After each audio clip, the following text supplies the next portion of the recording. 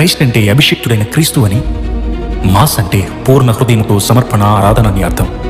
పేటకో, ప్రాంతానికో, ఓ ఊరికో, రేవుకో, రాష్ట్రానికో, దేశానికో చెందిన పండుగలా కాక, కుల, మత, జాతి, ప్రాంతీయ భేదాలు లేక దేశం యొక్క ఎల్లలు చెరిపేస్తూ అంబరాన్ని అంటే సంబరాలు చేసే ఈ విశ్వ పండుగ ప్రపంచ ప్రజల పాప క్షమాపణకు, విశ్వ శాంతికి, దయా ప్రేమలకు నిలువెత్తు నిదర్శనం. క్రిస్మస్ అంటే ఆరాధన, క్రిస్మస్ అంటే యువనం, క్రిస్మస్ అంటే సువార్త, క్రిస్మస్ అంటే క్షమాపణ, క్రిస్మస్ అంటే ఆనందం. ఆచారంగా, ఆనవాయితీగా, ఆడంబరంగా కాక క్రిస్మస్ సంఘక్షేమము, దేవుని మహిమను దృష్టిలో పెట్టుకుని సువార్త సాధనముల ఊరు వాడ దద్దరిల్లాలి. ఆత్మీయుల కలియక, బంధుమిత్రుల ముచ్చట్లతో, ఆనంద సంతోషాలతో స్తుతిపర్వం కావాలి. కానీ కొన్ని చోట్ల ఏ క్రిస్మస్ ఆరాధనకు కేంద్రమో అదే క్రిస్మస్లో సినీ సంగీత నృత్యాల ఆధిపత్యం దేవుని దాసుల హృదయాన్ని గాయపరుస్తుంది. ఆనాడు దావీదు ఆత్మలో పరవశుడై తన్ను తాను మరచి ప్రభు సన్నిధిలో ఆడిపడితే, ఈవేళ నేర్చుకున్న, కూర్చుకున్న నృత్యాలు మనుష్యుల మెప్పు కొరకు ప్రదర్శించబడుతున్నాయి. సువార్తే ధ్యేయంగా, వాక్యమే ప్రథమంగా, ఆరాధనే అత్యవసరంగా, ఆత్మీయులతో ఆత్మీయంగా దేవుని స్తుతిస్తే కాదా అది అందరి పండుగ క్రిస్మస్. ప్రార్థన చేయలేదు. డాన్స్ వాక్యానుసారమని ఏ వాక్యం ఆధారం చేసుకుని చెప్తున్నావు?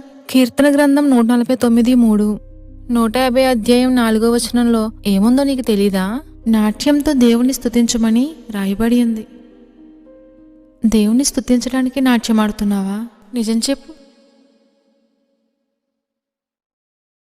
నాట్యాలు ఎన్ని రకాలో తెలుసా? తెలుసు, చాలా రకాలున్నాయి. నీకు ఏ డాన్స్ కావాలి? క్లాసికలా? నేను అడిగేది వాటి కోసం కాదు. డాన్స్లు 2 రకాలు.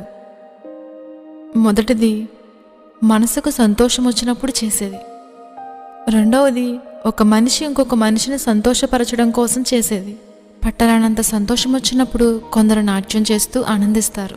ఈ నాట్యంలో పరవశం ఉంటుంది కానీ ప్రాక్టీస్ ఉండదు, ప్రిపరేషన్ ఉండదు. మనుషులు తమ దృష్టిలో ఉండరు. సంగీతానికి ప్రాధాన్యత ఉండదు. స్పెషల్ కాస్ట్యూమ్స్ కూడా ఉండవు. హృదయంలో ఉన్న ఆనందాన్ని అవయవాలు కదిలిస్తూ వ్యక్తపరుస్తూ ఉంటారు. దావీదు చేసిన నాట్యం కూడా ఇదే.